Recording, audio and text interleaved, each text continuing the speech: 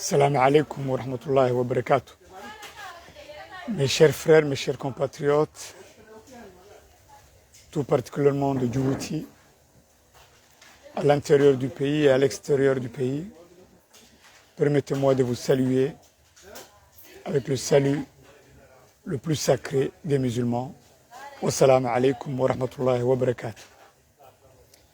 Mes chers compatriotes, aujourd'hui nous sommes le 6 octobre 2022 et cet appel vous vient depuis Londres par l'intermédiaire de votre compatriote, votre frère, Sultan Abdallah de Berkali. C'est un message très important. C'est un message, si on peut dire, ou on peut l'appeler en termes anglais, breaking news. Puisque la situation à l'intérieur de Djibouti prend des dimensions vraiment dramatiques. Et pour cela, je ne pouvais pas passer à côté sans parler en premier lieu la situation à Tadjoura concernant notre futur sultan, Inch'Allah, wa billahi tawfiq, Ahmed, Cheikh Ahmed, notre prochain sultan. Pourquoi? Parce que tout simplement, les enjeux qui se jouent sur le territoire à Djibouti dépassent nos frontières, que ce soit en Éthiopie, que ce soit en Érythrée ou que ce soit en Somalie, tout particulièrement Somaliland. Et les enjeux qui se jouent à Tadjoura ne concernent pas uniquement les affaires sur le triangle djibouto-éthiopien-érythréen, mais concernent y compris les Somaliens et tout particulièrement mes oncles maternels, les Issa. Et je vais vous dire pourquoi.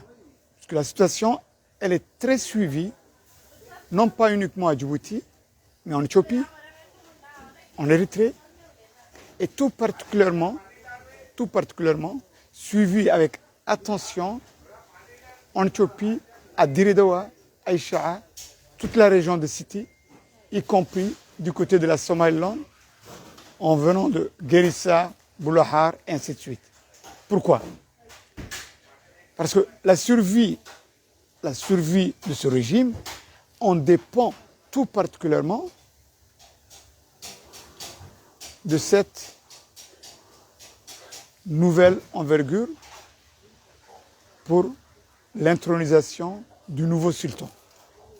Parce que quand on parle de sultan Afar de Tadjoura,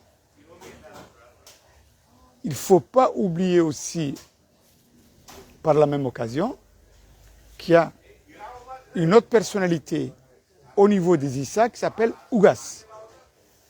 Et l'actuel Ougas des Issa, il s'appelle Moustapha. Et tout le monde sait comment Moustapha a été élu pour devenir le symbole de la culture ou de la société Issa. Nous le savons tous.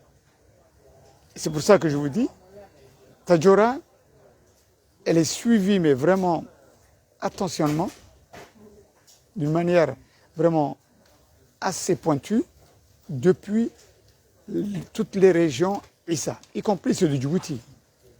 Cela va de soi. Et c'est là où, effectivement, demain, Inch'Allah, vers 13h Londres, ça fera à peu près vers 15h à Djibouti, je vais vous donner en détail les informations et surtout la stratégie ou la géostratégie sociopolitique que joue le régime d'Ismaïl Omar Guelleh pour détruire le peuple Afar, tout particulièrement à Djibouti. Et ça sera aussi un signal, si on peut dire, pour le gouvernement éthiopien demain ou pour le gouvernement érythréen. Parce que, vous savez, ce qui se passe à Djibouti par ce régime criminel, dirigé par Ismaïl Omar Guelleh, est suivi en Éthiopie et en Érythrée. Et c'est pour ça que je vous dis, sincèrement, c'est que si cela se passe à Djibouti, mais automatiquement, rien n'empêche les autres de la région, Érythrée ou l'Éthiopie, de faire le même cinéma. Alors dans ce contexte-là, c'est très important. Et je vous dis demain, Inch'Allah, à partir de 13h, je vais vous donner beaucoup d'informations. Et je vais vous donner aussi l'autre information que vous avez suivie, mais pour ceux qui ne sont pas vraiment à la une, c'est le fait de voir le Premier ministre bidon, ou si je peux dire le dernier des ministres, Abdelkader Kamil Gremobin, avec toute son équipe de mafieux, traîtres et criminels, dire on va passer quelques jours de vacances, mais tout en travaillant sur un contexte administratif et gouvernemental au Sable Blanc, à quelques dizaines de kilomètres de Tadjoura. Tout ça, c'était en relation avec l'équipe de Debnay Ouima, qui devait prendre plus ou moins une position assez claire à l'encontre de leur, entre guillemets, le sultan, comment il s'appelait? Pardon? Pardon, je m'excuse. Comment il s'appelait là? Ok, bref, le père de Père Robert. Okay? Père Robert, on ne peut pas l'oublier, le père. Mohamed Boko, le sultan Mohamed Boko. Voilà. Mohamed Boko, il est en Belgique, chez son fils.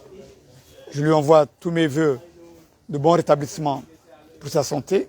Vous savez, c'est un être humain, même s'il a des défauts, c'est un être humain et je lui souhaite qu'il puisse, Inch'Allah, avoir sa santé, alhamdoulilah. Mais, par contre, depuis la Belgique,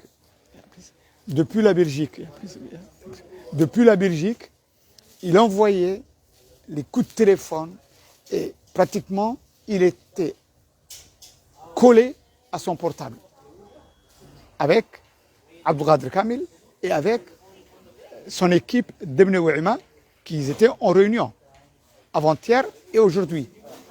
Et c'est là effectivement où vous avez vu, si on peut dire, le résultat qu'a annoncé le dernier des ministres Abdelkader Kamil, Gremobin, en disant le prochain sultan, il sera Habib. Non, ça ne va pas se passer comme ça et vous allez le voir. C'est pour ça que demain, Inch'Allah, je donnerai beaucoup d'informations là-dessus et je vais vous expliquer en long et en large quels sont les intérêts qui se jouent au niveau de Tadjoura. Et c'est très grave parce que le régime joue son dernier va-tout, sa dernière carte, parce qu'il a beaucoup de projets dans cette affaire-là. Et en fin de compte, d'une manière ou d'une autre, le prochain sultan, comme celui qui avait avalisé plus ou moins, qui avait signé pour l'histoire du lac Assal, ce sera pareil. Il y a d'autres projets, mais vraiment beaucoup de projets qui sont en préparation par Ismaël Mergueli et son équipe de mafieux, avec les traîtres Afar, pour Tadjoura, pour Obok, Korangar, et dans plusieurs endroits des régions Afar. C'est pour ça que je vous dis, le sultan, ce n'est pas uniquement sur un contexte culturel, mais aussi Ismaël s'engage à vouloir le faire passer comme une marionnette, à faire signer tout ce qu'il a envie de signer. Alors c'est très grave. C'est très très grave. Je vais en parler de ça en détail. Et surtout la corrélation entre Issa et Afar pour le sultanat de Tadjoura et Ougass Mustafa. Si les Afars s'imposent et qu'ils suivent mot à mot la culture telle qu'elle a été depuis les 500 ans passés, alhamdoulilah, c'est très bien. Mais par contre,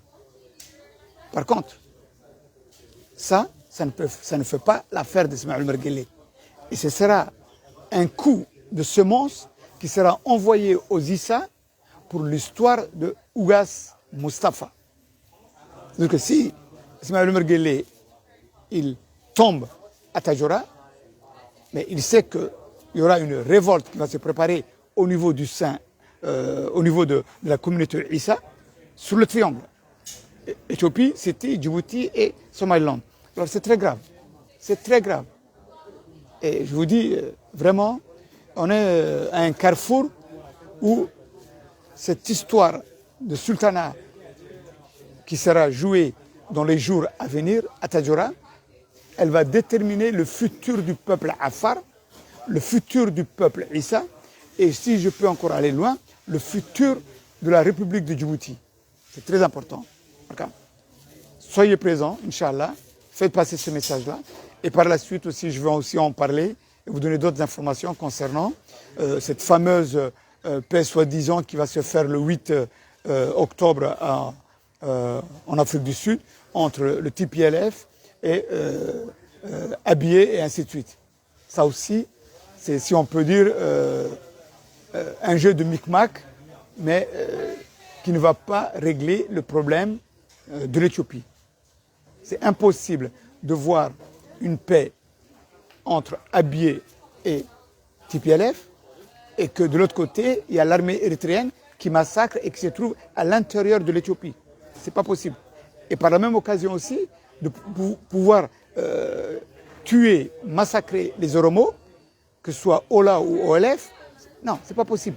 Regarde, tout ça, c'est un micmac qui se met en place, mais dans demain, Inch'Allah, vers 13h, heure de Londres, je vais en faire tout un détail et je pense qu'au niveau de Djibouti ou l'Éthiopie, il sera vers 15h, Inch'Allah. Je vous souhaite tous mes voeux, Inch'Allah, avec mon frère. Et là, vraiment, on est en train de passer à d'autres caps. Et aussi, je vais vous expliquer aussi et je vais vous donner les informations. Ça, c'est le plan A pour Ismaël Merguele. Le plan A. Il passe ou il casse. S'il casse, à ce moment-là, le plan B, ce sera d'imposer un vizir qui s'appelle l'autre là, Dardar, je ne sais pas quoi là. Ok? Ça, c'est un point. Parce que celui-ci, à vouloir imposer notre sultan Ahmed Cheikh Ahmed, ça a un autre programme. Ça, c'est le plan B. Et il y a aussi le plan C. Si le plan A ne fonctionne pas, il y a le plan B. Si le plan B ne fonctionne pas, il y a le plan C. Ainsi de suite. Et c'est très grave. C'est très grave. Donc, je vous dis, soyez unis, Inch'Allah. Mes chers compatriotes, mes chers frères et sœurs, je vous dis à demain, Inch'Allah. Envoyez-moi vos prières. Et moi aussi, je vous envoie les miens. Que le bon Dieu nous aide, qu'il nous assiste. Et que les criminels et les corrupteurs puissent être dégagés. Inch'Allah. Wabillahi tawfiq. Khair Banegataaya. Merci. Cet appel, c'est un appel tout particulièrement pour le peuple de Djibouti. Voilà, c'est pour ça que je me suis permis de parler en français. Et pour les autres qui ne parlent pas le français, ben, je vous dis, faites la traduction en somalie et en afar. C'est très important. Wassalamu alaikum wa rahmatullahi wa barakatuh. Mes chers compatriotes, je vous dis, courage, courage. Rien n'est terminé, rien n'est acquis pour ce régime criminel. Wabillahi tawfiq. Salam alaikum wa rahmatullahi wa barakatuh. Je vous aime beaucoup. À très bientôt.